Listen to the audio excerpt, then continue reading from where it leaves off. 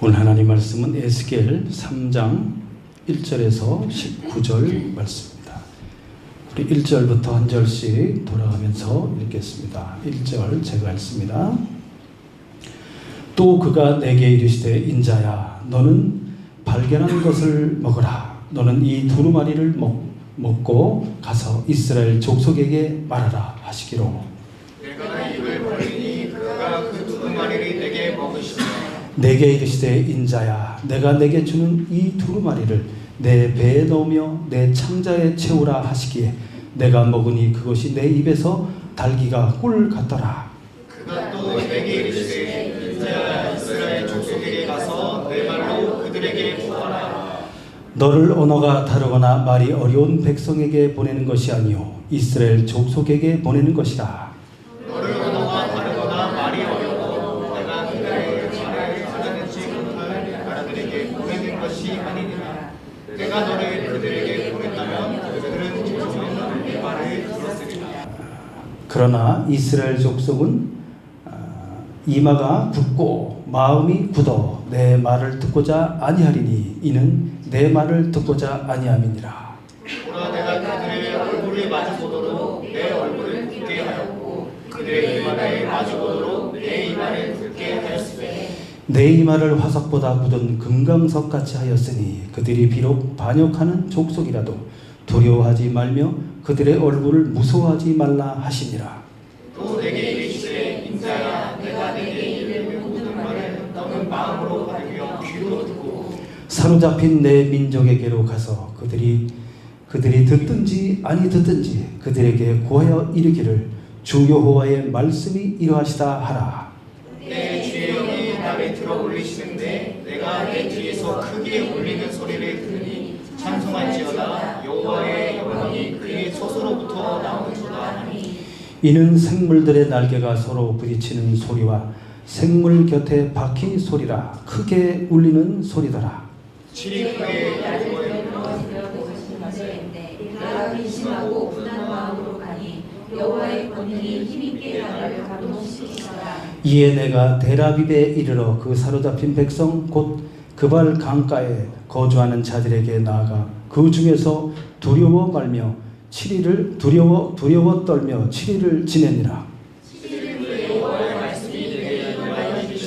인자야 내가 너를 이스라엘 족속의 파수꾼으로 세웠으니 너는 내 입의 말을 듣고 나를 대신하여 그들을 깨우치라.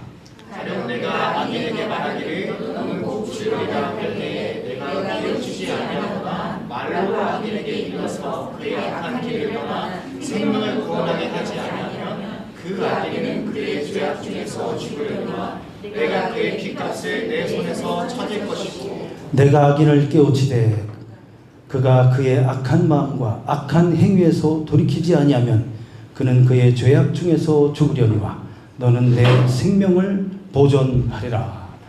아멘. 오늘 하나님께서 에스겔을 부르셔서 사명을 주십니다. 오늘 말씀의 제목은 파수꾼의 사명, 에스겔 구원의 메신저라는 제목으로 말씀을 전하겠습니다. 참 이 시기는 너무나도 암울한 시기였어요. 이스라엘 나라가 멸망했습니다. 북이스라엘이 먼저 멸망하고 그 이후에 남유다가 멸망하게 됩니다. 그래서 북쪽 메소포타미아 지역에 강력한 제국이 일어났습니다. 바로 바벨론이죠. 바벨론이 아시리아를 무너뜨리고 이렇게 이제 애굽까지 징벌하게 됩니다. 정벌하고 그리고 유다 나라를 멸망시키게 됩니다. 3차에 걸쳐서 강력하게 이제 침공하게 되죠. 그래서 1차 침공 때 다니엘을 비롯한 여러 귀족들과 또 여러 사람들이 포로로 끌려가게 되고 2차 침공 때 이 에스겔이 포로로 끌려가게 됩니다. 3차 침공 때 BC 586년에 유다 나라가 완전히 멸망하게 됩니다. 예루살렘이 이 바벨론 군대의 포위를 당하고 어마어마한 고통 속에서 수많은 사람들이 죽어가고 그들이 포로로 끌려가게 되었습니다. 이 사람들에게 소망이 어디 있겠습니까? 어디 있겠습니까? 어떻게 하다가 이 사람들은 이렇게 하나님의 거룩한 백성이었고 하나님이 그들을 통하여 위대한 나라를 이루시기를 원하셨고 그들을 통해서 만민을 구원하려는 뜻을 갖고 있었는데 어떻게 하다가 이 백성들이 완전히 멸망하여서 이방인의 나라로 포로로 끌려가게 되었을까요? 그들이 하나님을 버렸기 때문입니다. 그들은 성전을 가지고 있었고 그들은 하나님의 말씀 율법을 가지고 있었지만 전혀 하나님을 믿지 않고 있었습니다. 포로로 끌려갈 때, 수만 명의 사람들이 이렇게 포로로 끌려갈 때 이 길이 수천 1700km 이렇게 북쪽으로 쫙 올라가서 메소포타미아 강 상류에서 하류 쪽으로 쭉 그렇게 내려가게 됩니다. 이 지도를 보시면 누가 생각납니까? 이 지도를 보면 누가 생각납니까? 아브라함이 생각납니다. 아브라함이 여기 살던 사람. 여기 바벨론 있죠. 바벨론 저기 내려가면 우르라는 지역이죠. 우르.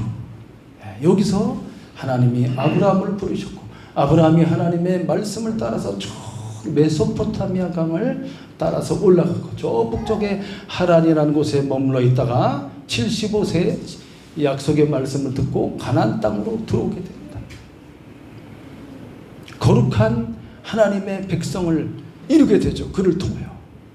그래서 이제 수백 년이 지나면서 이스라엘이 이제 강대한 나라가 되지 않습니까? 다윗 왕국을 건설하였고 솔로몬은 얼마나 찬란한 영광 속에 아름다운 하나님의 성전을 지었습니까? 그런데 이 사람들이 하나님을 떠나게 된 것입니다. 너무나 마음이 교만하여지고 이 세상 세속에 물들기 시작하면서 하나님보다 세상을 더 사랑하기 시작하고 물질의 욕망을 쫓아가고 불의와 불법이 성행하면서 백성의 지도자인 왕들이 타락하게 되고 하나님을 잘 섬기고 모시고 예배하는 제사장들이 타락하게 됩니다. 제사장들은 성전에서 음행을 행하였으며 성전에 수많은 우상들을 들여다 놓고 하나님과 우상을 겸하여 섬기기 시작했습니다. 나아가 어린 아기를 제물로 불태워 바치는 그런 몰렉신까지 그들은 섬기면서 성전 밑이 거기가 그 아이들의 시체로 가득하게 된 것입니다. 하나님이 어떻게 세운 이 민족이고 이 나라인데 이 백성이 이렇게 철저하게 타락하고 하나님을 버릴 수 있는가? 하나님은 너무나 마음이 아프고 그의 선지자들을 보내서 회개할 것을 촉구하십니다. 그럼에도 불구하고 듣지 않습니다. 왜 그 사람들은 듣지 않았을까요? 그들의 마음이 너무나 높아졌기 때문입니다. 그들의 목이 굳어졌기 때문입니다. 그들의 마음이 굳어졌기 때문입니다. 그들의 이마가 굳어졌기 때문입니다. 하나님 앞에 겸손하게 엎드리지 못하는 것입니다. 하나님이 어디 있는가? 이 세상의 물질이 신이 되어 버린 것입니다. 자기의 욕망이 이 배가 신이 되어 버렸습니다. 그것을 숭배하고 그것을 쫓아가고 그 쾌락을 쫓아감으로써 하나님 없는 삶을 이 사람들이 살아가고 있었던 겁니다. 그들을 징계하시고 징벌하고 그들을 혹독한 고난 속에 던짐으로써 그렇게 해서라도 그렇게 매를 때려서라도 그들을 구원하려고 하는 것이 하나님의 뜻이었습니다. 강대한 제국이 일어납니다. 막을 수가 없어요. 그 제국을. 바벨론의 느부갓네살 왕이 강력하게 일어나면 이 메소포타미아 지역이지 않습니까? 강력하게 일어나서 북쪽의 아시리아를 멸망시켜버리고 그리고 남쪽으로 치고 내려와서 유다가 멸망하게 되는 것입니다. 하나님은 선지자들을 보내서 절대 바벨론과 대적하여 싸우지 말라고 그랬습니다. 항복하라고 그랬어요. 항복하라. 이것은 하나님의 징벌이라는 거예요. 하나님의 징벌이 왔을 때는 겸손하게 엎드리고 징벌을 받아들여야 되는 거예요. 이것이 정의인가? 정의라는 것은, 의라는 것은 저 하나님도 섬기지 않는, 할례받지 못한 이방인들과 싸워서 저들을 물리쳐내는 것이 정의가 아닌가? 때로는 그렇지 않습니다. 하나님이 심판하고 있는 거예요. 이 나라를 들어서. 다니엘서에 읽어보면은 바벨론 왕은 이 사람이 대단히 교만하였다가 나중에 이 느부갓네살 바벨론 왕이 하나님 믿게 됩니다. 겸손이 무엇인지를 알게 돼요. 제국의 왕이지만 그 위에 살아계신 전능하신 하나님 여호와가 있다는 것을 알게 됩니다. 이방인의 입술을 통해서 만유의 창조주 하나님이 계시고 이 세상 어떤 제국과 어떤 왕보다, 이 세상의 어떤 귀인보다, 이 세상의 어떤 부자보다도 능력 있는 전능하신 하나님이 있다는 것을 이방인의 왕을 통해서 증거하게 하고 조서를 내려서 만백성이 보게 하는 역사를 일으키셨습니다. 이스라엘 백성들은 포로로 끌려가서 포로로 나라가 멸망해버렸어요. 우리들이 섬기는 여호와여 아무리 이름을 불러도 하나님이 역사하지 않습니다. 법궤 앞에 가서 아무리 엎드려도 하나님이 역사하지 않습니다. 이방인들이 성전을 무너뜨려 버렸습니다. 다 불태워 버렸습니다. 그리고 성전에 있는 모든 기구들을 다 집어서 수레에 실어서 전부 다 바벨론으로 가져갔습니다. 그럼에도 불구하고 이 거룩한 예루살렘, 이 거룩한 하나님의 성전의 주인이신 여호와 하나님은 어디 계시고 무엇을 하고 계시는가? 와, 이스라엘 백성이 법궤를 손으로 만지기만 해도 죽습니다. 바로 거룩한 하나님이 계시는 곳이기 때문에 만지지 말라고 그랬어요. 어깨에 나무를 이렇게 걸어서, 고리에 걸어서 어깨에 메고 가라고 그랬지. 이방인들이 막 만지고 성전에 들어가서 막 그냥 무너뜨리고 그 좋은 금으로 된 그릇들을 가져가도 하나님은 아무런 능력을 나타내지 않습니다. 떠났기 때문에, 하나님이 떠나셨기 때문에. 와, 두려운 것입니다. 이것은 우리의 몸은 하나님을 모시고 있는 하나님의 성령의 전입니다. 우리가 하나님을 싫어하고 하나님께로 가까이 가지 않고 우리가 세상을 쫓아간다면 하나님이 우리를 떠날 수 있다는 거예요. 더 이상 하나님이 말씀하지 않으시고 더 이상 우리의 기도를 들으시지 않으시며 더 이상 그 어떤 외침에도 응답하지 않는 그런 철저하게 버림받는 그런 일이 일어날 수 있다는 거예요. 이 백성들에게 일어나지 않습니까? 이 백성들은 그발 강가로 키베르라고 써있죠. 키바르, 그발 강가입니다. 그발 강가. 메소포타미아 하류 지역에, 메소포타미아 이 유프라테스강 하류 지역에서부터 150km를 이렇게 돌려서 이렇게 파내려 갔습니다.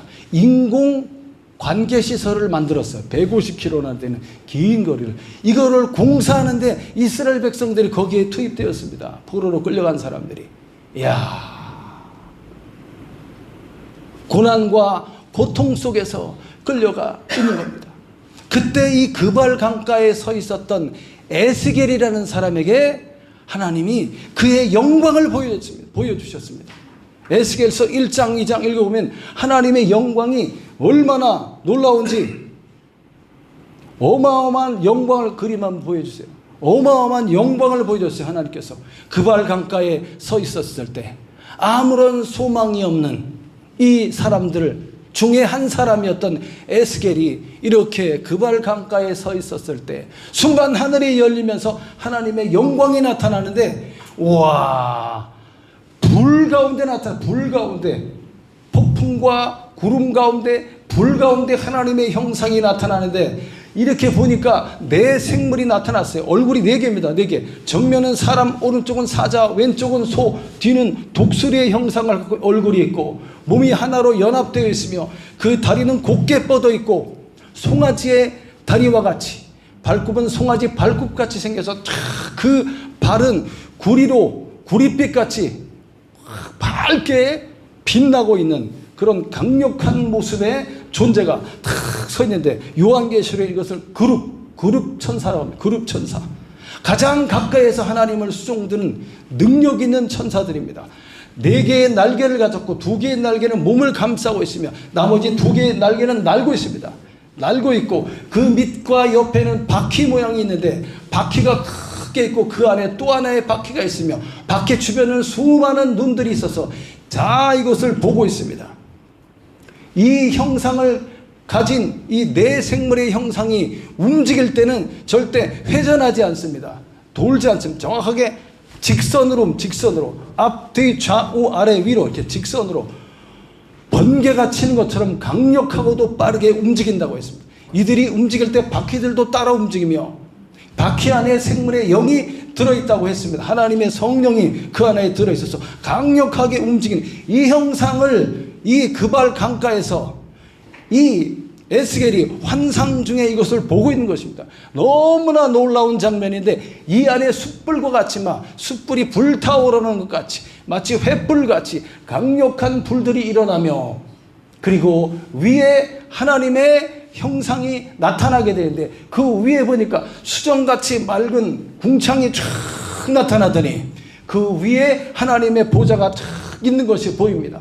보좌의 색깔은 남보석 색깔인데 자줏빛 같기도 하고 이제 남보랏빛 같은 색깔, 영롱한 빛이 쫙 있으면서 거기에 사람의 모양의 형상 같은 이가 탁 앉아 있는 거예요. 와, 그 모습이 찬란하게 빛나는데 그 형상에 이제 이 허리띠 위쪽에 보니까 불에 달군 쇠같이 단쇠가 쇠 같은 모양으로 환하게 빛나고 있는 거예요.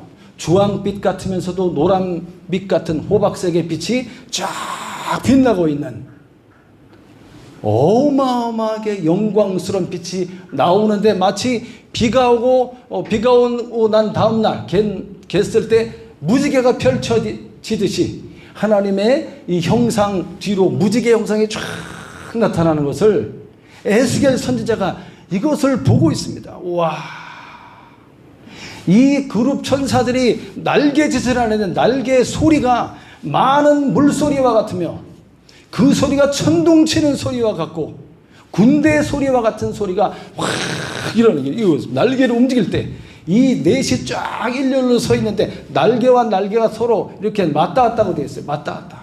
날개짓을 쫙 하는데 어마어마한 소리가 쫙 울려 퍼지면서 하나님의 말씀이 에스겔에게 임하는 것입니다. 왜 이러한 어마어마한 장면을 보여주면서 하나님이 에스겔에게 나타났을까요? 에스겔이라는 이름의 뜻은 하나님께서 그를 강하게 하신다 그런 뜻입니다. 여호와께서 나를 강하게 하신다 그런 뜻이에요. 에스겔에게 이렇게 어마어마한 장면으로 하나님이 나타나신 것은 그에게 강력한 성령을 부으시기 위함이에요. 어마어마한 성령을 이 사람에게 부어주십니다. 어마어마한 하나님의 영광과 권능이 충만하도록 그에게 부어주십니다. 그럼으로써 그를 강하게 만들어주는 거예요. 왜냐하면 이스라엘 사람들은 하나님의 말씀을 듣지 않기 때문입니다. 2차 포로로 BC 597년에 끌려왔어요. 이제 6년 후면은 3차 침공에 의해서 유다가 완전히 멸망하게 됩니다. 이 사람이 끌려올 때 25세 끌려와서 5년 지난 30살 때 바로 이와 같은 장면을 에스겔이 보고 있는 것입니다. 이 이스라엘 백성들은 어떻다고 그랬습니까? 이 사람들은 이마가 굳다고 그랬어요. 하나님 말씀을 절대 듣지 않는 사람이라는 거예요. 나라가 망하고 포로로 끌려가고 이렇게 고난 속에 있으면은 생각해 봐야 돼. 우리가 왜 이렇게 됐을까? 우리가 무슨 문제가 있을까? 우리가 무슨 죄를 지었을까? 이걸 생각해야 되는데 이 생각이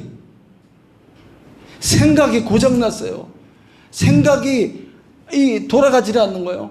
그냥 너무 힘들어, 너무 괴로워, 너무 아파, 너무 슬퍼, 어떡하지? 이렇게 절망 속에 빠져 있는 겁니다. 1절 말씀에 읽어보면 뭐라고 말했습니까? 인자야, 이렇게 말합니다. 인자야. 인자란 말은 사람의 아들이란, 사람의 아들, 예수님을 가리켜서 인자라고 하죠. 여기서 말하고 인자라는 것은 하나님 앞에, 전능하신 하나님 앞에 가장 연약하고 가장 불쌍하고 가련한 힘없는 존재인 인간을 가리키는 거예요.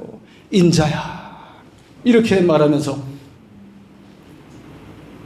이런 권능과 영광의 하나님을 만나보고 있는 이 에스겔에게 하나님께서 두루마리 책을 하나 보여줬습니다. 하나님에게 손이 쑥 나오더니 그 손에 두루마리 책이 싹 있었어요. 거기에 앞뒤로 글씨가 써져 있는데 에스겔이 2장에 보면 그것을 보았다고 했습니다. 그 말씀 속에는 재앙과 심판에 대한 말씀들이 쫙 써져 있는 거예요. 와, 그것을 보는 이 선지자의 마음은 어떻겠습니까? 이스라엘 나라에 대한, 유다 민족에 대한 재앙과 하나님의 심판에 대한 글이 쫙 써져 있는 거예요. 하나님께서는 에스겔을 세우셔서 너는 가서 그들이 듣든지 아니 듣든지 내 말을 전하라, 이렇게 말씀하면서 두루마리를 쫙 내보이십니다. 두루마리라는 것은 뭡니까? 옛날 성경이 양피지나 파피루스, 그걸로 되어 있어요. 그래서 이 세로가 30cm, 가로 20, 세로 30cm, 이 정도 되는 것을 이어붙여서 만든 거죠. 양가죽이나 또는 이렇게 갈대로 만든 그 파피루스 종이 있잖아요. 그걸 붙여서 이렇게 연결한 거죠. 이렇게 두루마리. 그것을 이제 주시면서 뭐라 그랬습니까? 너는 발견한 것을 먹어라. 너는 이 두루마리를 먹고 가서 이스라엘 족속에게 말하라. 이 두루마리를 먹어라.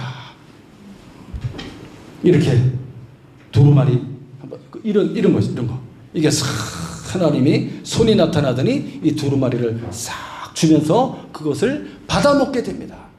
성경에 보면 또 어떤 사람이 이거 받아먹는 장면 나오죠. 요한계시록에 보면 사도 요한이 환상 중에 이걸 먹는 장면이 나와요. 하나님의 말씀이 영이요 생명인 말씀이 촥 입으로 들어와서 싹 들어가는 거예요. 이 맛이 어떻다 그랬어? 이걸 먹을 때 맛이 꿀같이 달더라. 야, 꿀같이 달더라. 이거를 딱 먹을 때 꿀같이 달았다. 그래서 성경 말씀, 이제 주님을 만나고 은혜를 받고 말씀 읽기 시작할 때 이런 현상이 일어나죠. 와, 너무너무나 성경 말씀이 너무 재밌고 너무 신기하고 너무 놀랍고 뗄 수가 없어서 막 밤새도록 성경을 읽고 또 읽고 또 읽고 막 하잖아요. 그런 것처럼 하나님의 말씀에 내 안에 싹 들어올 때 힘과 능력이 되는 거예요. 딱 먹었는데 너무 달고, 요한계시록의 사도 요한은 배로 들어갔을 때 속에서 썼다고 그래서 썼다. 왜냐하면 그 안에 하나님의 심판의 메시지가 들어있어요. 그 다음에 구원의 메시지가 있습니다. 처음에는 재앙과 심판의 메시지가 들어있어요. 그것을 배 속에 집어넣어라. 이 배는, 이 창자는 소화기관이에요. 소화기관. 완전히 말씀과 융합되고 하나 되는 거죠. 그래서 그 말씀을 먹는 장면이 이제 나오고, 그 다음에 4절 같이 읽어보겠습니다. 시작.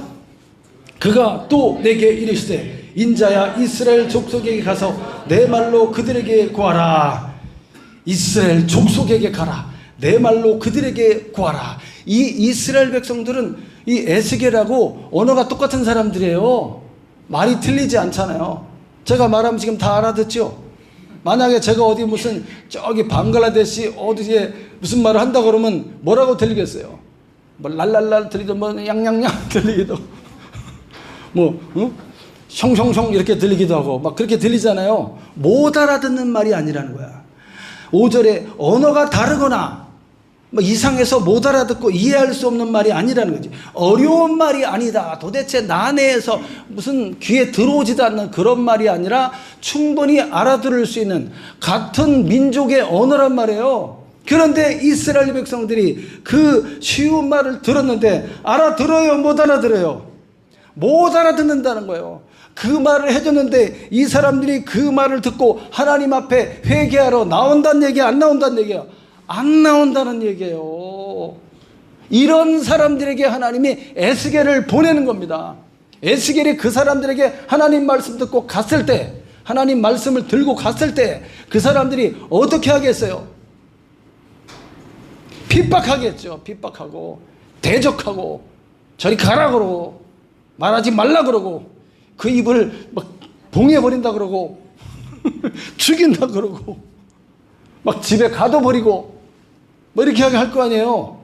이야, 미리 하나님이 오셔서 그를 강하게 하시고 힘을 주시고 그에게 용기를 주시고 하시는 겁니다. 지금 이 장면들이. 이야, 그러면서 6절에 보니까 끝에 보면 내가 너를 그들에게 보냈다면, 그들은 이방인들을 가리킵니다. 우리가 그들의 말을 전혀 알아들을 수 없는 이방인들, 내가 그들에게 보냈다면 그들은 정녕 네 말을 들었으리라. 차라리 무슨 말을 하는지 알아듣지 못하는 이방인에게 가서 네가 전했으면 그들이 이 말을 알아들었을 것이다. 실제로 그 니느웨 성, 아시리아의 그 니느웨 성 사람들이 요나가 갔을 때 그 복음 받아들였잖아요. 받아들여갖고 회개하게 됐잖아요. 그 사람들이 3일을 금식하면서 그럼에도 불구하고 이 말을 충분히 알아들을 수 있는 자기 백성 이스라엘은 안 듣는다는 거죠. 와, 이게 얼마나 답답합니까? 말씀을 듣지 않고 회개의 자리로 나오지 않으면 어떻게 돼요? 엄청 맞아요. 엄청 맞아요. 하나님이 매를 치십니다. 그를 때려서라도 고쳐서 구원하시려고 하는 거예요. 여기 하나님의 사랑이 들어있어요. 자녀들이 말 안 듣고 그럴 때 혼내고 막 매를 들지 않습니까? 매를 들기도 하고 막 그렇게 했을 때 어때요? 부모의 마음은 아프죠. 이 아이가 막 맞고 막 울고 있는 거 보면 마음이 아파요. 그렇지만 그렇게 훈계하고 징계함으로써 이 자식을 바른 길로 가게 하려고 하는 거, 그거지 않습니까? 하나님 마음도 똑같은 거예요. 7절에 이스라엘 족속은 이마가 굳고 딱딱합니다. 마음이 굳어 네 말을 듣지 않을 것이다. 네 말을 듣지 않는 것은 곧 내 말, 하나님의 말씀을 듣지 않는 것이다. 그래서 이 에스겔에게 너무나 재밌기도 하고 신기한 장면을 지금 주님 하나님이 말씀해 주십니다. 네가 가서 그들의 얼굴을 마주 대할 수 있도록, 그들과 맞설 수 있도록 너의 이 말을 더욱더 강력하고 단단하게 해주리라. 그들의 이마가 마치 화석 같다면, 이 화석이라는 것은 차돌이죠. 차돌. 옛날에 우리가 강가에 가서 이렇게 돌 찾다 보면 이렇게 반짝반짝 하얗면서 반짝반짝 빛나는 돌 있잖아요. 부싯돌 같은 거. 이걸 화석이래. 이게 단단하잖아요. 이게 단단한 그 돌같이 이스라엘 사는 이 이마가 딱딱해요. 마음이 딱딱하다는 거예요. 그들의 이마가 화석이라면 네 이마는 그것보다 더 굳은 금강석같이 해주겠다. 금강석은 다이아몬드예요. 다이아몬드. 에스겔의 이마를 다이아몬드로. 그러니까 너는 그들을 절대 두려워하지 말라. 무서워하지 말라. 내가 주는 말씀을 들고 그들 앞에 가서 전하라는 겁니다. 이것이 선지자의 사명입니다. 이 사명을 게을리하면 선지자는 죽는 거예요. 죽기 살기로 해야 되는 거예요. 죽기 살기로. 야, 그 다음 10절 말씀에 보니까 너는 이 모든 말씀을 어디로 받으라고 그랬습니까? 마음으로 받아라. 먼저 마음으로 받고 귀로 들어라. 마음으로 받아라. 마음으로. 하나님의 마음을 이해하라는 거예요. 하나님 말씀 속에 하나님의 심정이 들어있습니다. 하나님의 그 참 애끓는 이 말 안 듣고 이 불법함 속에서 저주를 받아서 심판을 받아서 자기 나라 잃어버리고 쫓겨난 이 강가에서 노동하고 있는 이 사람들을 볼 때 아버지 하나님 마음은 얼마나 아프겠어요. 그 심정을 이해하라는 거예요. 하나님의 심정, 하나님의 마음으로 하나님 말씀을 받고 귀로 들어라. 사로잡힌 네 민족에게로 가라. 1차, 2차, 3차에 걸쳐서 나라가 망하고 포로로 끌려와 있는 이 유다 백성들, 그 전에 아시리아에게 멸망당해서 끌려왔던 또 이스라엘, 북이스라엘 민족들, 그들에게 가서 내가 주는 말씀을 전하라. 듣든지 아니 듣든지 그들에게 구하라. 이야, 이것이 선지자의 사명입니다. 그러면서 12절에 놀라운 장면이 또 나옵니다. 12절에 읽어보기 시작. 때 주의 영이 나를 들어 올리시는데 내가 내 뒤에서 크게 울리는 소리를 들으니 찬송할지어다. 여호와의 영광이 그의 처소로부터 나오는도다 하니, 주의 영이, 성령이 이 에스겔을 사로잡아서 들어 올렸다. 쫙 들어 올렸다. 환상 중에 쫙 들어 올렸어. 실제로 그 몸이 들어 올려질 수도 있고, 그의 몸은 여기인데 그의 영을 이렇게 들어 올릴 수 있습니다. 들어 올릴 수도 있습니다. 입신이라고도 하는데, 하나님의 영이 강력하게 임하면서 이 사람을 싹 들어 올려. 왜 들어 올려 이거? 가만히 놔두지 왜 들어 올려? 쫙 들어 올려서 더 가까이, 하나님께로 더 가까이 쫙 들어 올려주는 거예요. 무엇인가를 하려고 그래요. 어마어마한 하나님의 성령을 부어주기 위해서 그를 들어 올리는데 찬송 소리가 쫙 나는데, 누가 찬송하고 있었다고 그랬으면 13절에 보니까 그 네 생물들이 날개짓을 막 하면서 그들이 찬송하는 거예요. 하나님을 찬양하는 겁니다. 찬양할지어다, 찬송할지어다. 하나님의 영광이 그의 처소로부터 나오는도다. 이야, 한번 봤으면 좋겠죠. 이런 장면들을. 야, 우리도 한번 아무나 볼 수 있는 게 아니에요. 에스겔 같은 사람.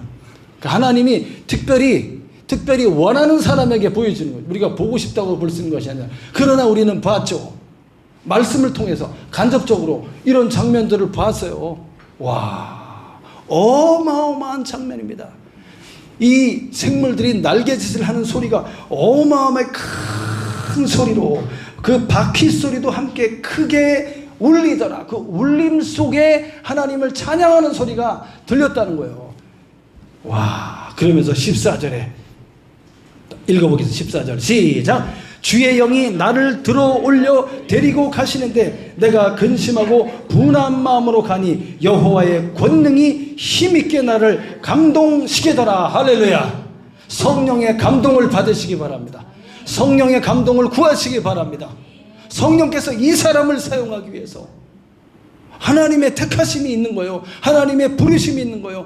이 사람을 통해서 일하시기를 원하시는 거예요. 지금 포로로 끌려와서 노동하고 있는 이 이스라엘 유다 족속들에게 에스겔 선지자를 하나님이 사용하셔서 일하시기를 원하시는데, 이 사람이 가서 사역할 대상들은 이마가 굳고 마음이 굳은 사람들이라는 거예요. 그래서 이 에스겔 선지자에게 어마어마한 권능과 능력으로 감동시키시는 겁니다. 그때 이 사람의 마음이 어떻다 그랬어요? 에스겔의 마음이 근심하였다는 말은 괴로움을 뜻하고, 괴로움을 뜻해.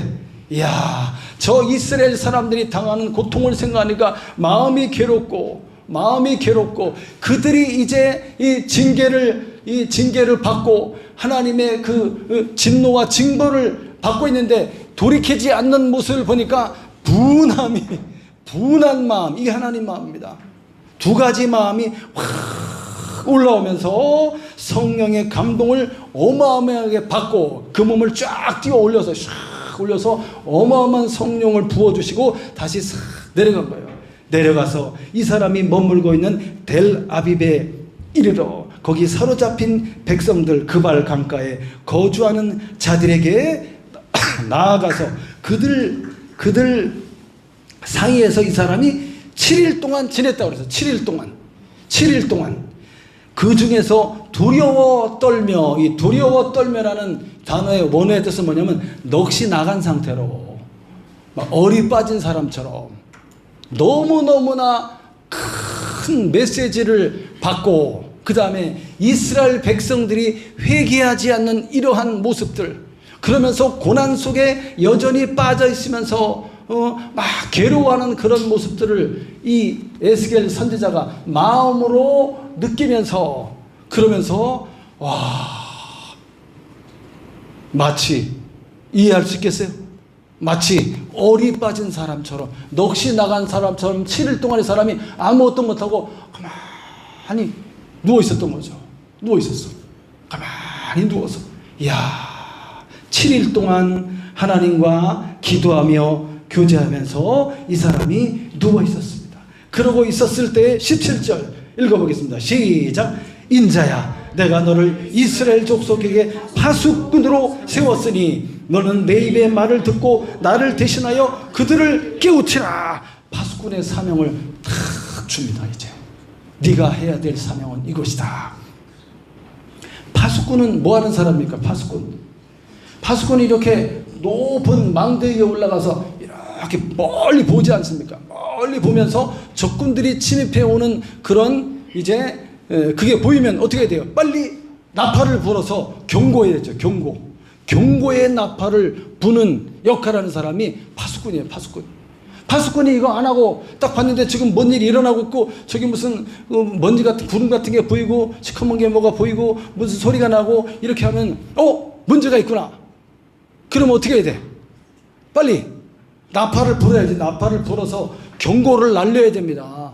그런데 봤는데도 불구하고 아닌가? 아닌가? 이렇게 하면 안 된다는 거예요. 뭔가 이상한 징조를 보면은 즉시 나팔을 불어야 돼. 나팔을 불어. 그래야지 경고해서 그 다음에 거기 쫓아가서 누가 가서 확인을 해야 되잖아요. 자기가 멀리 먼저 봤으면 이걸 불어야 되는 거예요. 가만히 있으면 절대 안 된다는 거예요. 선지자의 사명이 그런 겁니다. 반드시 나팔을 불어야 됩니다. 나를 대신해서 그들을 깨우쳐라. 만약에 그렇게 하지 않으면 어떻게 된다고 그랬어요? 너는 악인에게 가서, 하나님이 말했죠. 너는 꼭 죽으리라. 악인들이 죽을 거라고 말했어요. 그러면 그 사람들에게 가서 이걸 전해야 돼요. 깨우쳐줘야 돼요. 하나님의 말씀이 당신들이 이런 문제가 있기 때문에 이런 죄로 인해 죽을 것이라고 했다. 그러니까 빨리 어떻게 하라? 돌이키고 회개하라 라고 말해줘야 되는 거예요. 그걸 말 안 해주면 어떻게 돼? 말 안 해주면 못 들었으니까 그냥 그 죄악대로 살다가 그 죄로 인해서 멸망을 받겠죠. 그러나 그 핏값을 누구에게 찾겠다는 거예요? 에스겔 선지자에게 찾겠다는 거예요. 이야, 이거 읽으면서 저는 깜짝 놀랐어요. 나부터 죽겠구나. 나부터. 목사가 하나님 말씀을 제대로 전하고 이 경고의 나팔을 제대로 울려주고 이것을 복음을 전해주지 않으면은, 복음을 전해야 될 그 상황에 전하지 않으면 내가 죽는 거죠. 그 핏값을 나한테 찾겠다고 하는데 그 정신을 차려야 되는 거죠. 만약에 어떤 의인이 있다고 하자. 그들이 공의를 행하였지만 공의의 길에서 돌이켜 불의하고 불법한 길로 간다면 역시 그들을 깨우쳐야 돼요. 그렇게 하면 안 된다고 말해줘야 돼요. 그럼에도 불구하고 그들이 만약에 듣고서 돌이킨다면 그들은 이제 죄사함을 얻고 이제 복된 길로 갈 것이고 너도 살 것이나, 만약에 네가 전해주지 않음으로써, 내 말을 전해주지 않음으로써 그들이 불의한 길에 그대로 머물러 있다가 하나님의 벌을 받아서 죽게 된다면 그 핏값을 너에게 찾겠다라고 강력하게 말해주고 있는 것입니다. 사랑하는 성도 여러분, 오늘 에스겔의 말씀을 한번 같이 보았습니다. 우리들의 자세와 심령을 한번 돌이켜보시기 바랍니다. 나부터 돌이켜보시고 내가 하나님 앞으로 가까이 나아가고 있는지, 하나님의 성령 받기를 간절히 간구하시기 바랍니다. 하나님의 성령은 구하고 찾는 자에게 주신다고 그랬어요. 자꾸 남을 탓하고 세상을 탓하고 저 사람을 탓하고 이래서 이렇게 된 거야, 이렇게 할 것이 아니라 모든 문제는 누구에게 있다? 모든 문제는 내 아내에게 있어요? 나한테 있어요? 나한테 있어요. 모든 문제는 저 상사에게 있어요? 나한테 있는 거예요? 나한테 있는 겁니다. 모든 문제는 내 자녀에게 있는 것이 아니라 나한테 있는 거예요. 나한테. 내가 문제인 거예요. 내 자신을 하나님 앞에 내어놓고 가까이 나아가서 회개하고 하나님의 영을 구해야 됩니다. 하나님의 성령을 구해야 돼요. 막 두드려야 돼요. 간절히 찾는 자에게 주님이 만나줄 거라고 그랬어요. 하나님의 성령의 충만함을 얻어서 하나님의 말씀의 그 달콤함 속으로 들어가고 진리의 말씀 속에 힘을 얻어서 그 다음에 나부터 하나님 말씀의 진리의 길을 걸어가야 됩니다. 그 다음에 하나님이 나를 사용해서 어떤 일을 하게 하신다면 그 일을 위해서 내 모든 것을 걸고 뛰어가야 되는 거죠. 주님의 영광이 나타날 겁니다. 나를 통해서, 이 교회를 통해서 나타날 거예요. 그래서 교회 안에 누가 많으면 좋아요? 성령이 충만한 사람들이 한 사람 한 사람 많을수록 좋은 거예요. 성령이 충만해서 마음이 기쁘고 행복하고 감사하고, 그리고 하나님의 말씀이 가득 차 있고 진리의 말씀으로 이렇게 호흡하고 그렇게 사랑이 넘치는, 사랑과 기쁨이 넘치는 이런 삶을 살아가는 사람들이 함께 연합해서 이렇게 모여있는 것이 교회고, 그들이 이 세상에 나아가서 에스겔 선지자와 같이 그 사람들이 듣든지 안 듣든지 진리의 말씀을 전해주고 가르쳐주는 일을, 가르치는 일을 해야 된다는 거죠. 이것이 우리의 사명이 되겠습니다. 이 사명을 받고 우리는 사랑하는 우리의 자녀들을 진리의 말씀으로 잘 가르치고 양육해 나간다면 이 가정이 교회가 되겠습니다. 그런 아름답고 복된 또 한 주간의 삶을 사는 우리 모든 성도들 되시기를 예수님의 이름으로 축원합니다. 아멘. 기도하겠습니다.